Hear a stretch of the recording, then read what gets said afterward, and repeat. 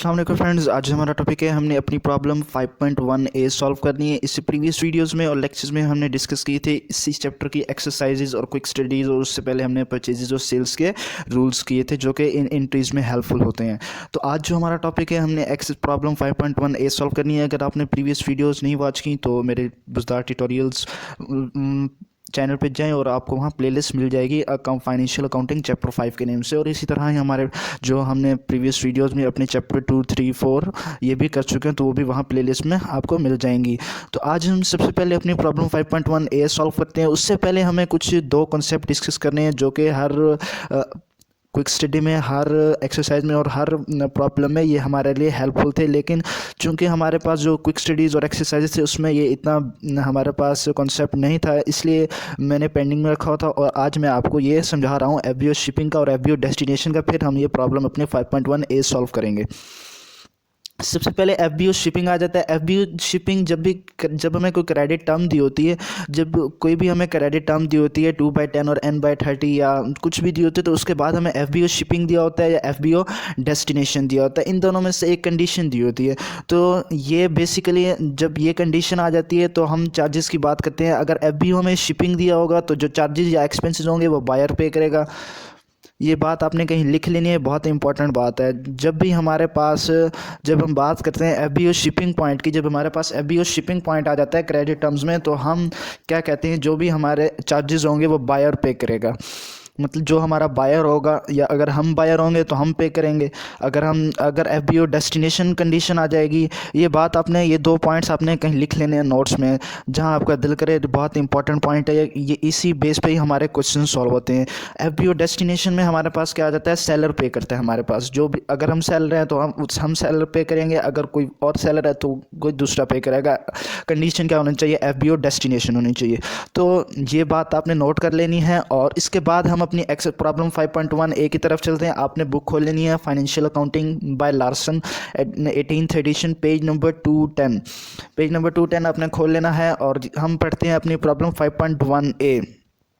Simply उन्होंने क्या कहा हुआ है, prepare the general entries to record the following merchandising transactions of the stone company which applies the perpetual inventory system. अब वो खुद बता रहे हैं कि परपेचुअल इन्वेंट्री सिस्टम है, मतलब पीरियोडिक हमने कोई भी चीज़ यूज़ नहीं करनी। तो जब वो कह रहे हैं परपेचुअल इन्वेंट्री सिस्टम है तो हमने परपेचुअल इन्वेंट्री सिस्टम ही यूज़ करना है। अब वो हिंट भी दे रहे हैं, it will help to identify the each receivable and the payable. For example, record the purchase on the August 1 in account payable. अब वो खुद कह रहे हैं कि जब परपेचुअल इन्वेंट्री सिस्टम की बात आ जाती है तो हम क्या लिखते हैं, अकाउंट पेएबल। जो भी हमारे पास होगा अकाउंट पेएबल और मर्चेंटाइज इन्वेंट्री हम लिखेंगे। उन्होंने एक हिंट दे दिया। अब हम अपनी ट्रांजैक्शंस की तरफ चलते हैं। सबसे पहले हमने क्या करना होता है, अपने जो भी कॉलम्स होते हैं हम वो बना लेते हैं। फर्स्ट कॉलम डेट का, दूसरा कॉलम पार्टिकुलर्स का, तीसरा डेबिट का और चौथा क्रेडिट का। इस तरह हम ये कॉलम बना लेते हैं। उसके बाद सबसे पहले हम अपनी ट्रांजैक्शन अगस्त की 1 पढ़ते हैं। अगस्त की 1 हमने ट्रांजैक्शन देखी, उसमें क्या लिखा हुआ है, purchase the merchandise from the billions company for the 6000। अब क्या है, स्टोन कंपनी, मतलब स्टोन का, सबसे पहले हमने क्वेश्चन में देखना होता है कि हम क्या हैं, स्टोन कंपनी है और हम क्या कर रहे हैं, हमने क्या किया है, परचेज़ किया है। तो ये जो फर्स्ट ट्रांजैक्शन जो दी हुई है, जब हमने परचेज़ किया तो हम क्या हुए, हम बायर हुए, क्योंकि हमने क्या किया है, परचेज़ किया है। किस कंपनी से परचेज़ किया है, अबिलियंस कंपनी से पे किया है, अबिलियंस कंपनी से बाय किया है, परचेज़ किया है, मतलब मर्चेंटाइज हमने परचेज़ किया for the Abilians company for the 6000 under the credit terms of the 1/10 और n/30। अब उन्होंने हमें क्रेडिट टर्म्स भी दे दिए और FOB डेस्टिनेशन हमें कंडीशन दे दिया। अब मैंने आपको क्या कहा था, जब FOB डेस्टिनेशन की बात होगी तो चार्जेस हमारे कौन पे करेगा, चार्जेस हमारे पे करेगा सेलर। तो हमें जब आगे को हम क्वेश्चन करेंगे तो मैं आपको ये मजीद समझाऊंगा, लेकिन अभी जो पहली ट्रांजैक्शन है उसमें बस हमने अपनी सिंपल सी एंट्री पास करनी है। उसमें ये कंडीशन FBO डेस्टिनेशन की आगे आपको समझ में आ जाएगी ये क्या कहा हुआ उन्होंने। सब सिंपली हमने क्या करना है, जब हमने मर्चेंटाइज परचेज किए तो हमने अपनी एंट्री पास कर लेनी है, मर्चेंटाइज इन्वेंट्री और अकाउंट पेएबल, और वैल्यू हमें 6000 दी हुई तो 6000 ही हमने लिख लेनी है। अब उसके बाद अगस्त 4 पे आ जाते हैं। अगस्त 4 में उन्होंने क्या कहा हुआ है, एट द अबिलियंस रिक्वेस्ट। अब वो क्या कहते हैं, at the Abilians request stone paid the 100 cash for the freight charges on the August 1 purchase reducing the amount owed to the Abilians. अब वो अबिलियंस रिक्वेस्ट करता है स्टोन को, जो हम क्या थे, क्योंकि हमने क्या किए थे, परचेज़ किए थे मर्चेंटाइज, तो हम क्या थे, बायर थे। तो जो बैलेंस था, जो हमारा सेलर था, उसने कहा हमसे क्या रिक्वेस्ट की कि Stone paid the 100 cash for the freight charges on the August 1 purchase reducing the amount owed to the balance. अब वो क्या करते हैं कि जो भी हमारे एक्सपेंसेस थे वो कौन पे करेगा, बैलेंस ने रिक्वेस्ट की कौन, स्टोन जो हमारी कंपनी थी, स्टोन कंपनी थी, वो पे कर दे $100। तो हमने क्या किया, मर्चेंटाइज इन्वेंट्री और कैश हमने अपनी, क्योंकि हमारा परपेचुअल इन्वेंट्री सिस्टम था, तो एक्सपेंसेस नहीं लिखेंगे, हम अपना मर्चेंटाइज इन्वेंट्री और कैश लिखेंगे। तो $100 से हमने क्या कर दिया, हमने जो स्टोन था उसने, स्टोन कंपनी ने क्या कर दिया, पे कर दिया $100। अब अगस्त की 5 है, अगस्त की 5 को क्या कहते हैं, वो अगस्त की 5 में देखें ज़रा, अगस्त की 5 में कहते हैं sold merchandise to the Lux corporation. अब हम क्या कर रहे हैं, सोल्ड कर रहे हैं। अब हम क्या थे, स्टोन कंपनी थे, हमने क्या किया, सोल्ड किए, तो हम क्या बन गए, हम सेलर बन गए। तो सेलर बन गए, तो हम क्या कर रहे हैं, अब सोल्ड कर रहे हैं लक्स कंपनी को, लक्स कॉर्पोरेशन को। हम अपने जो मर्चेंटाइज है हमारी, जो मर्चेंटाइज इन्वेंट्री है, वो हम क्या कर रहे हैं, सोल्ड कर रहे हैं for the 4200 under the credit terms of the 2/10 और N/60 FOB डेस्टिनेशन। अब FOB डेस्टिनेशन दे दिया, तो मैंने आपको क्या बताया था, जब FOB डेस्टिनेशन की बात होगी, चार्जेस कौन पे करेगा, सेलर पे करेगा, और हम हैं कौन, हम भी सेलर ही हैं, तो हम खुद पे करेंगे। तो आगे हम अपनी ट्रांजैक्शन पढ़ते हैं। हम चूँकि हमने सोल्ड किए मर्चेंटाइज, तो सोल्ड की जो एंट्रीज होती हैं वो क्या होती हैं हमारे पास, वो होती हैं अकाउंट रिसीवेबल और सेल्स। उसके लिए हमारे पास CGS भी होना ज़रूरी है। तो CGS की हमें वैल्यू दी गई है, CGS हमें कितना दिया गया है, हम पढ़ते हैं under the credit terms of the 2/10 and FOB destination. अच्छा, invoice dated August of the merchandise had cost. अब उन्होंने कॉस्ट क्या दे दी है, 3000 दे दी है। तो CGS और मर्चेंटाइज इन्वेंट्री, ये भी हम एंट्री साथ में पास करेंगे। होप से बात आपको समझ में आ गई होगी। अगस्त की 5 की एंट्री हमने पास कर दी। अब हम बात करते हैं अपनी अगस्त की 8 की। अगस्त की 8 में वो क्या कहते हैं, purchase merchandise from the Welch corporation for the. अब हमने जो पिछली एक्सरसाइज जो क्विक स्टडीज़ की थी, बस उसमें एक ही कंपनी का कहा हुआ था, और वही एक या दो कंपनीज हमारे पास क्या होती थी, सोल्ड करती थी और परचेज करती थी, फिर हम कैश पेमेंट करते थे। सेम टू सेम ये जो हमने एक्सरसाइज 5.13 सॉल्व की थी, इससे रिलेटेड ही है, लेकिन वहाँ थोड़ा सा हमें शॉर्ट करके दिया हुआ। तो यहाँ हमें 2-3 कंपनीज इकट्ठी दी हुई हैं, उनका सेल्स और परचेज का मामला चल रहा है। तो हम देखते हैं अपनी अगस्त की 8 को। अगस्त की 8 को वो क्या कहते हैं, purchase merchandise from the Welch corporation for the 6300 under the credit terms of the 1/10 N/45। अब वो क्या कहते हैं, परचेज करते हैं मर्चेंटाइज, मतलब हम परचेज करते हैं, मतलब अब हम क्या हो गए, बायर हो गए। तो हमने किस कंपनी से परचेज किए हैं, वेल्च कॉर्पोरेशन से क्या किए, हमने परचेज किए हैं। कितने के परचेज किए हैं, हमने परचेज किए हैं, सॉरी यहाँ पे है 5300, 600 असल में वो मुझसे मिस्टेक हो गई, 5300 है। 5300 के हमने क्या किए हैं, परचेज किए हैं अंडर द क्रेडिट टर्म्स। तो हमने सिंपल अपनी परचेज वाली एंट्री पास कर देनी है, मर्चेंटाइज इन्वेंट्री और अकाउंट पेएबल। हमने क्या किया, अपनी मर्चेंटाइज इन्वेंट्री जो हमारे पास परचेज वाली एंट्री थी, क्योंकि हमारा परपेचुअल इन्वेंट्री सिस्टम था, तो हमने परचेज अकाउंट नहीं लिखा, उसकी जगह क्या लिखा, मर्चेंटाइज इन्वेंट्री लिखा। ये हमने बात रूल्स में डिस्कस की थी। अगर आपने रूल्स नहीं देखे तो मैं आपको डिस्क्रिप्शन में लिंक प्रोवाइड कर दूंगा, या आप मेरे चैनल पे प्लेलिस्ट में जाके देख सकते हैं। अच्छा, उसके बाद हमारा जो उसके बाद उन्होंने कहा हुआ है FOB shipping point invoice dated August 8 the invoice show that at the stones request. अब वो स्टोन जो हम मतलब क्या थे, हम बायर थे, क्योंकि हम परचेज कर रहे हैं। तो हमने रिक्वेस्ट की वेल्च कॉर्पोरेशन से कि Welch paid the 240 shipping charges and added amount to the bill. अब वो क्या कहते हैं कि जो हमारे शिपिंग एक्सपेंस थे या शिपिंग चार्जेस थे, वो क्या कहते हैं, स्टोन्स जो हम हैं, मतलब अपने जो हमारी कंपनी, हमारी कंपनी स्टोन कंपनी, उसने परचेज किए हैं वेल्च कॉर्पोरेशन से। हम वेल्च कॉर्पोरेशन को रिक्वेस्ट करते हैं कि आप जो है 240 की जो हमारे शिपिंग एक्सपेंस है आप अभी पे कर दें। हम जब अपनी पेमेंट करेंगे, क्योंकि हमने परचेज किए ना, तो हम लास्ट में जाके पेमेंट भी तो करेंगे ना अपनी, तब आप उस पेमेंट में से ये जो शिपिंग चार्जेस आपने पे किए होंगे ये आप काट लीजिएगा। तो हम अब उन्होंने क्या कर दिए, पे कर दिए। तो हम जब पे कर दिए तो हमने एंट्री पास क्या कर दी, शिपिंग एक्सपेंस और कैश। होप से बात आपको समझ में आ गई होगी। उसके बाद मैं लास्ट में आपको समझाऊंगा ये बात FOB डेस्टिनेशन FBO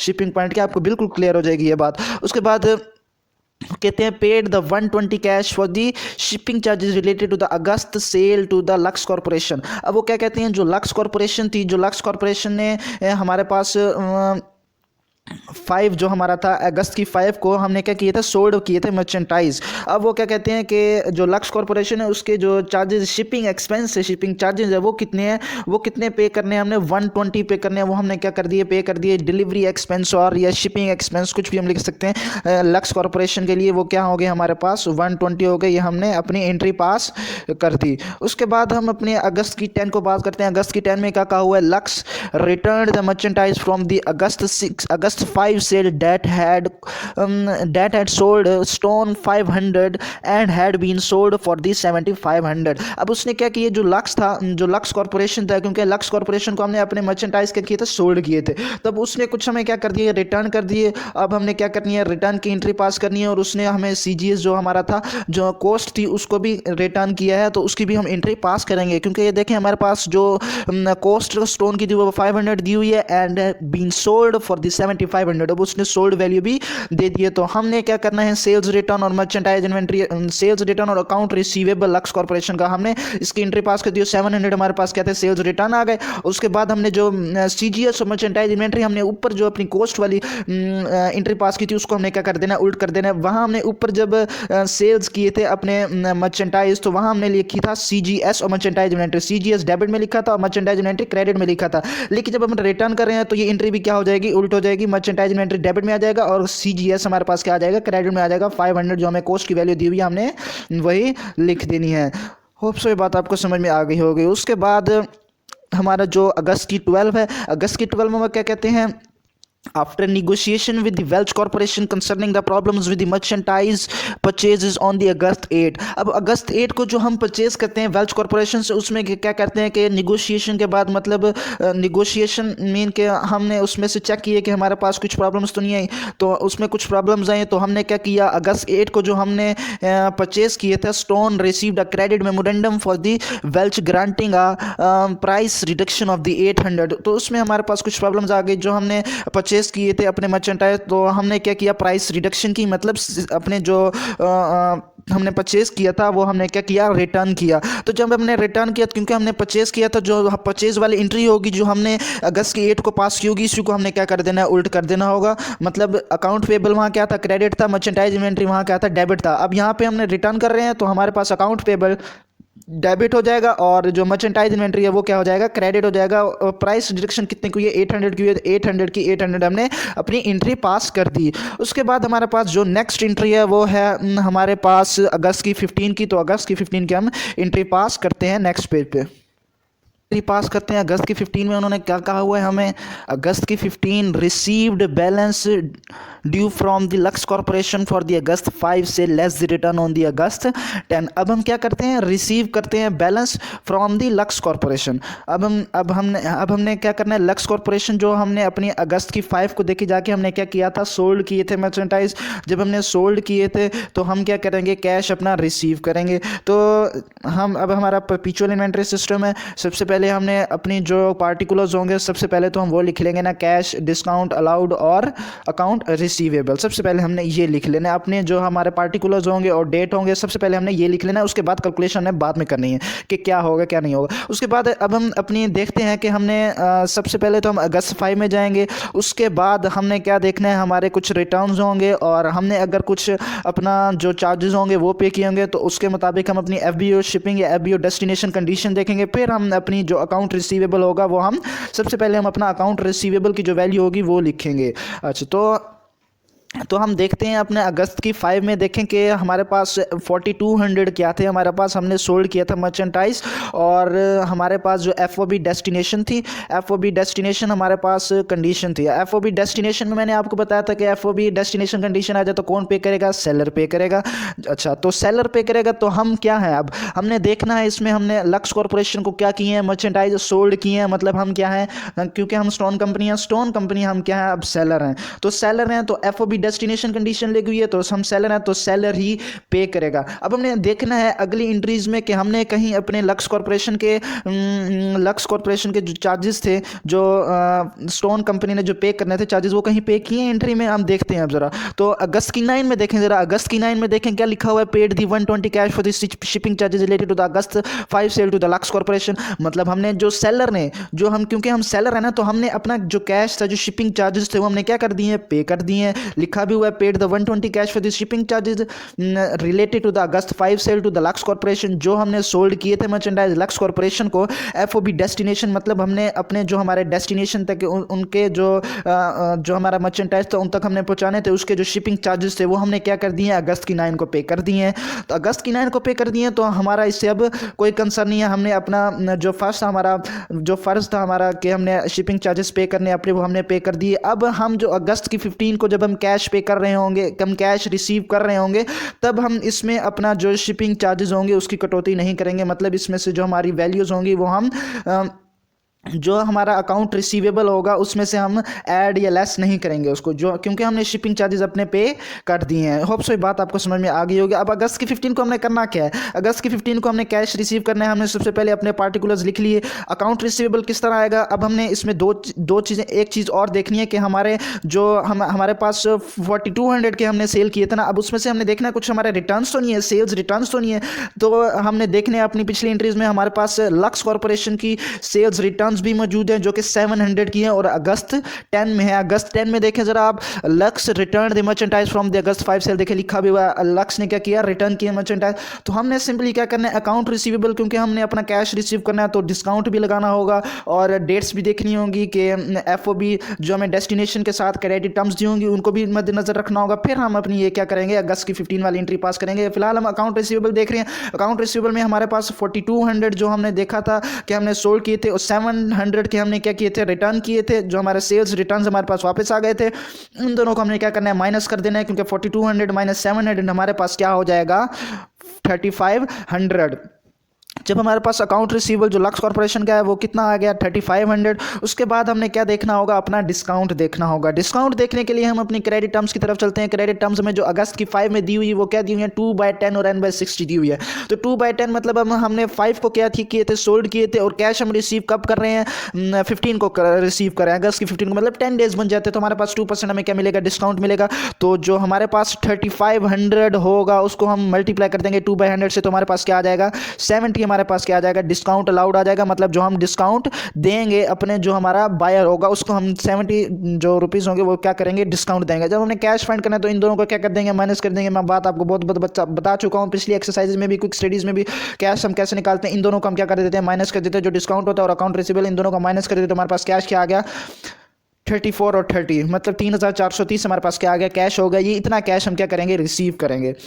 अब इसमें कुछ क्रिटिकल बात भी आ जाती है कि हमने इसमें अपना जो एक्सपेंसेस थे, जो हमारे चार्जेस थे, वो हमने ऐड क्यों नहीं किए इसमें अकाउंट रिसीवेबल में। अकाउंट रिसीवेबल में हमने ऐड इसलिए नहीं क्योंकि हमें FOB डेस्टिनेशन कंडीशन दी हुई थी और सेलर ने पे करने थे। हम सेलर खुद थे, तो हमने क्या कर दिए, अगस्त की 9 को हमने पे कर दिए। अगस्त की 9 को हमने पे कर दिए तो हम इसमें अब ऐड नहीं करेंगे। मतलब अब 4200 माइनस 700 प्लस 120 हम नहीं करेंगे इसमें। अगर हमने कर दिया तो हमारा ये एंट्री क्या होगी, हमारी गलत होगी। तो हमने जब आपने एक बात हमेशा याद रखनी है कि जब हम डिस्काउंट ले रहे होंगे ना, तो हमने डिस्काउंट इसी वैल्यू का ही लेना होगा। बेशक हमारे पास अपना चार्जेस हमारे हों या ना हो, हमने एक्सपेंस जो डिस्काउंट होगा वो किसका लेना होगा, 3500 का ही लेना होगा। अगर इसमें हमारे पास 120 ऐड भी हो जाता, अगर हमें FOB शिपिंग वो कंडीशन दी होती, तो हम यहाँ क्या करते, अपना प्लस 120 करते और यहाँ पे फिर 3500 ना आता, 3500 के बजाय कुछ और आता। तो जब हम डिस्काउंट फाइंड कर रहे होंगे, डिस्काउंट हमने अपनी असल कॉस्ट का ही लेना होगा। मतलब 4200 माइनस 700, 3500 का ही हम अपना डिस्काउंट फाइंड करेंगे। ये बात मैं आपको अगली जो अगस्त की 18 आ रही है उसमें भी समझाता हूँ। उसके बाद हमारे अगस्त की 18 हम देखते हैं। अपनी अगस्त की 18 में हमें क्या कहा हुआ है, अगस्त की 18 में हमें कहा हुआ है, paid the amount due Welch corporation from the August 8 purchase less the price reduction granted. वही बात है, लेकिन इसमें कंडीशन हमारे पास कुछ चेंज होंगे। हमने क्या किया, पेड किया, क्योंकि हमने वेल्च कॉर्पोरेशन से अपने क्या किए थे, हमने मर्चेंटाइज परचेज किए थे अगस्त की 8 में, जाके देखें ज़रा आप अगस्त की 8 में उन्होंने क्या क्या हुआ है। परचेज मर्चेंटाइज हमने परचेज किए मर्चेंटाइज वेल्च कॉर्पोरेशन से 5300 की है। क्रेडिट टर्म्स में 1/10 दी हुई है, 1/40 एफबीओ शिपिंग पॉइंट दी हुई है। एफबीओ शिपिंग पॉइंट में कौन पे करता है? बायर पे करता है, मतलब जो बायर होगा वही पे करेगा, अपने चार्जेस खुद पे करेगा। तो इसमें हमने अपने देखना है, ये देखिए अब जरा इन्होंने क्या क्या हुआ है। इन्होंने हमें एक कंडीशन भी दी हुई है कि क्या क्या स्टोन्स रिक्वेस्ट, स्टोन्स हमने मतलब रिक्वेस्ट की है कि जो वेल्च कॉर्पोरेशन है वो हमारे चार्जेस पे कर दे। जब हम अपना पेमेंट करेंगे, जब हम बिल पे करेंगे अपना, तो हम उसमें से आप काट लीजिएगा, उसमें से आप ऐड कर लीजिएगा, उन्होंने ये कहा हुआ है। तो हमने जब अपना हम कैश क्या कर रहे हैं, जब हम पे कर रहे हैं तो इसमें हम अपना चार्जेस क्या करेंगे, इंक्लूड करेंगे। ये देखें अब ज़रा, सबसे पहले तो हम परचेज़ कर रहे हैं तो परचेज़ की कैश वाली जो पेमेंट वाली है वो हमने पार्टिकुलर्स लिख लेने, अकाउंट पेएबल कैश और merchandise inventory. Account payable debit होगा, कैश और मर्चेंटाइज इन्वेंट्री क्या होगा हमारे पास, क्रेडिट होंगे। तो सिंपली सबसे पहले हमने अकाउंट पेएबल फाइंड करना होगा। अकाउंट पेएबल हम किस तरह फाइंड करेंगे? अकाउंट पेएबल हमने इस तरह फाइंड करना है कि सबसे पहले हम अपना परचेज हमने कितने किए थे, 5300 किए थे। उसके बाद हमने देखना है कि हमारे पास रिटर्न कितने हुए हैं। रिटर्न जो हमारे पास हुए हैं वो हमारे वेल्च कॉर्पोरेशन के जो हमारे पास रिटर्न हुए हैं वो 800 हुए हैं, और अगस्त की 12 को हमने क्या किए हैं, रिटर्न किए हैं 800 की, हमने प्राइस रिडक्शन करवाई है। मतलब कि हमने अब 5300 को माइनस कर देना है 800 से, और ये जो हमें अब FOB शिपिंग हमें अगस्त की 8 में जो वेल्च कॉर्पोरेशन की थी, हमने उसमें कंडीशन क्या दी थी, FBO शिपिंग पॉइंट दी हुई थी। तो FBO शिपिंग पॉइंट हमें जब कंडीशन दी हुई थी तो बायर ने पे करने थे। अब हम कौन है, बायर हैं, तो हमने ही पे करने हैं। मतलब अब हम अपने जो चार्जेस हैं वो इसमें ऐड करेंगे। ये देखें ज़रा, 5300 प्लस 240 माइनस 800। ये आपको होप सो समझ में आ गई होगी बात कि हम इसमें खुद मतलब बायर हैं तो हम खुद अपने जो चार्जेस हैं वो पे कर रहे हैं। 5300 हमारे पास जो हमारा हमने परचेज किए थे वो हैं, और प्लस 240 क्या है हमारे पास शिपिंग एक्सपेंस है, और माइनस 800 के माइनस 800 का हमने जो परचेज रिटर्न किए थे वो हमारे क्या है, 800 है। मतलब हमने मर्चेंटाइज इन्वेंट्री क्या की थी, रिटर्न की थी अपनी, क्योंकि हमने प्राइस रिडक्शन की थी 800 की। हमने क्रेडिट मेमोरेंडम भेजा था, हमने अपना क्रेडिट मेमोरेंडम भेजा था वेल्च को, तो हमने क्या किया था, 800 की प्राइस रिडक्शन की थी। तो हमारे पास क्या, हमने कैलकुलेशन के बाद क्या आ गया, 4740 आ गया। अब हमने क्या करना है, अपना मर्चेंटाइज इन्वेंट्री मतलब डिस्काउंट फाइंड करना है। तो डिस्काउंट हम हमेशा याद रखिएगा कि डिस्काउंट जब हमने फाइंड करना है तो जो हमारे जो हमने परचेज किए होंगे, जो हमारी असल वैल्यू होगी और हमने रिटर्न किया होगा, उसी का ही हम अपना क्या निकालेंगे, डिस्काउंट निकालेंगे। डिस्काउंट निकालते हुए हम अपने जो एक्सपेंसेस होंगे उनको इंक्लूड नहीं करेंगे। और सो ये बात आपको समझ में आ गई होगी। अब ये देखिए ज़रा, हमने 5300 हमारा क्या था, 5300 हमारा था जो हमने परचेज़ की थी, माइनस 800 हमने क्या किया था, रिटर्न किए थे। 4500 आ गया। 4500 का हमने क्या लेना है, 1% लेना है, क्योंकि हमें क्रेडिट टर्म्स में 1/10 दिया हुआ था और n/40 दिया हुआ था। तो अगस्त की 8 को हमने क्या किए थे, परचेज़ किए थे, और अगस्त की 18 को हम क्या कर रहे हैं, अपना पेमेंट कर रहे हैं कैश की। तो 10 डेज बनते हैं तो हमें क्या मिलेगा, 1% डिस्काउंट मिलेगा। तो 1% डिस्काउंट हमारा कितना हो गया, 45 हो गया। तो ये बात आपने याद रखनी है, जब हम कैश पे कर रहे होंगे तो जब हमने डिस्काउंट फाइंड करना है तो हमने अपना जो हमारे एक्सपेंसेस होंगे उनको इंक्लूड नहीं करना। सिर्फ हमें जो परचेज़ किया होगा, जो परचेज़ की वैल्यूज़ होंगी और जो हमने रिटर्न किया होगा, उन दोनों को माइनस करेंगे। अगर हमारे पास रिटर्न ना भी हुए तो जो हमारी असल वैल्यू होगी उसी का हम क्या लेंगे, डिस्काउंट लेंगे, जो हमें जितना क्रेडिट टर्म्स के मुताबिक दिया होगा। उसके बाद हमें इन दोनों को हमने माइनस कर देना है। हमारे पास क्या आ जाएगा, कैश आ जाएगा। मैंने अकाउंट पेएबल और मर्चेंटाइज इन्वेंट्री को माइनस किया तो हमारे पास कैश कितना आ गया, 4695। होप सो ये बात आपको बहुत अच्छे से समझ में आ गई होगी, FOB शिपिंग पॉइंट की भी और FOB डेस्टिनेशन पॉइंट की भी। उसके बाद हम अपना नेक्स्ट जो हमारी ट्रांजैक्शन है वो हम देखते हैं। हमारी नेक्स्ट ट्रांजैक्शन में क्या कहा हुआ है, उन्होंने सोल्ड दी सेल्स, हमने इसकी एंट्री पास कर दी और हमें CGS की वैल्यू भी दी हुई थी। CGS और मर्चेंटाइज इन्वेंट्री हमने एंट्री पास कर दी, 3600 हमें वैल्यूज़ दी गई थी, और हमने जो CGS थी हमारी 2500 और 2500 ये भी हमने अपनी एंट्री पास कर दी। उसके बाद हमारे पास अगस्त की 22 में आ जाते हैं हम। अगस्त की 22 में क्या कहा हुआ है कि हमें Tracks requested price reduction on the August 19 sale. अब उन्होंने क्या किया है, अपनी प्राइस रिडक्शन की है। कितने की है, 600 की है क्रेडिट मेमोरेंडम के जरिए। तो 600 की उन्होंने क्या किया है, अपनी क्रेडिट मेमोरेंडम की है, मतलब सेल्स रिटर्न की है। तो सेल्स रिटर्न वाली एंट्री हमने पास कर देनी है अपनी, सेल्स रिटर्न और अकाउंट रिसीवेबल। मतलब जो हमने इसी जो एंट्री पास की थी इसको हमने क्या कर देना है, उल्ट कर देना है। सेल्स रिटर्न और अकाउंट रिसीवेबल 600 और 600 हमारे पास क्या आ जाएगा, हमारी एंट्री हो जाएगी। उसके बाद हमने क्या करना है, अगस्त की 29 को हमें क्या कहा गया, received the tracks cash payment for the amount due from the August 19 purchase. जो हमने अगस्त की 19 को क्या किया है, अगस्त की 19 को हमसे जो ट्रैक्स ने परचेज़ किए थे, मतलब हम तो सेलर थे ना, तो हमने क्या करना है, उसकी एंट्री पास करनी है। मतलब हमने क्या किया है, कैश रिसीव किया है। तो कैश रिसीव किया है तो हमारी जो एंट्री होगी वो कैश की होगी, कैश और डिस्काउंट अलाउड और अकाउंट रिसीवेबल। सबसे पहले हमने क्या फाइंड करना होता है, अकाउंट रिसीवेबल फाइंड करना होता है। अकाउंट रिसीवेबल किस तरह फाइंड करेंगे हम, जो हमारी असल कॉस्ट होगी और जो हमारे सेल्स रिटर्न होगी, इन दोनों को हम क्या कर देंगे, माइनस कर देंगे। और 3600 और 600 क्या हो जाएगा, माइनस करेंगे तो 300 आ जाएगा हमारे पास। और उसके बाद हमने डिस्काउंट फाइंड करना है। डिस्काउंट फाइंड करने के लिए हम अपनी क्या देखेंगे, कंडीशन देखेंगे। हमें क्या कंडीशन दी हुई है, 1/10 दी हुई है।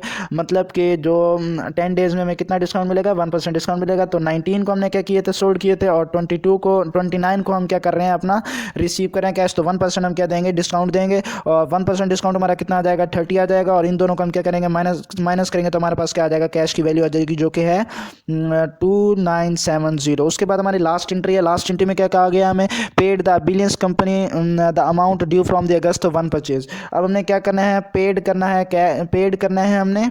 बिलियंस कंपनी पेड किया है उसने, billions company the amount due from the August 1 purchase. जो हमने अगस्त 1 को परचेज किए थे कैश, वो हमने क्या कर दिया, अपना जो हमने परचेज किए थे उसको हमने पेमेंट कर दिया, मतलब हमने पे कर दिया कैश। जब हमने अपना कैश क्या कर दिया, पे कर दिया, तो हम उसकी एंट्री क्या पास करेंगे, परचेज़ किए थे हमने अगस्त की 1 को, तो हम क्या करेंगे, अपनी कैश की हम अब पेड करेंगे कैश। तो हम सबसे पहले अपने कंडीशंस देख लेते हैं। हमें कंडीशन क्या दी हुई है, क्रेडिट टर्म्स 1/10 दी हुई है। अब हम कैश हम कब पे कर रहे हैं, हम अपना अगस्त की 30 को पे कर रहे हैं। तो मतलब 10 डेज में हमें डिस्काउंट मिला था, अब क्या हो गया, 20 डेज हो गए तो हमें डिस्काउंट नहीं मिलेगा। लेकिन अब हम देखते हैं अपना FBO डेस्टिनेशन को। FBO डेस्टिनेशन दी हुई है, तो कौन पे करेगा, सेलर पे करेगा। सेलर पे करेगा, तो हम क्या हुए, हमने क्योंकि हम परचेज़ कर रहे हैं तो हम क्या हुए, बायर हुए। तो जब सेलर पे करेगा तो हमने क्या करना है, अपने जो हमने चार्जेस पे किए थे, Billens request stone paid the 100 cash for the freight charges. August की 4 में देखें ज़रा जाके, बिलेंस रिक्वेस्ट पे हमने क्या किया, अपने जो कैश था वो अब जो हमारे चार्जेस थे वो किसने पे कर दिए, बिलेंस रिक्वेस्ट पे स्टोन ने पे कर दिए, cash for the freight charges on August 1 purchase reducing the amount owed to the Billens. तो $100 थे वो किसने पे कर दिए। अब चूँकि हम परचेज कर रहे थे, हमने परचेज किए हैं और हम क्या हुए, बायर हुए, तो हमने जो रिक्वेस्ट की है बिलेंस को कि वो पे कर दे। तो इसमें जो हमारी एंट्री पास क्या होगी, क्योंकि हमें डिस्काउंट तो मिला नहीं है, तो डिस्काउंट के बगैर वाली एंट्री पास होगी। तो अकाउंट पेएबल और कैश हो जाएगा हमारे पास।